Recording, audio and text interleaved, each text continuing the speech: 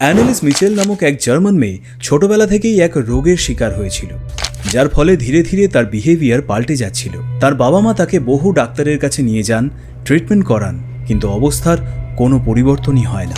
ধীরে ধীরে যখন অ্যানালিসের অবস্থা আরও খারাপের দিকে এগিয়ে যায়, তখন তার বাবা মার সন্দেহ হয়। তারা বুঝতে পারেন নিশ্চয়ই অ্যানালিসের মধ্যে কোনো ভয়ঙ্কর আত্মা ভর করেছে। এই মতাবস্থায় ওনারা অ্যানালিসকে নিয়ে এক তান্ত্রিকের শরণাপন্ন হন এবং সেখানে গিয়ে জানতে পারেন যে অ্যানালিসের মধ্যে 6টি আত্মা ভর করেছে।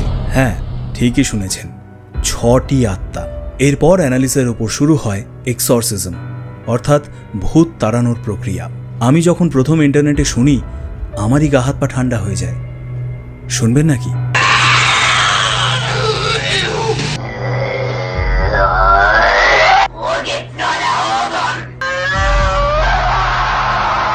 Die müssen ihn eignen.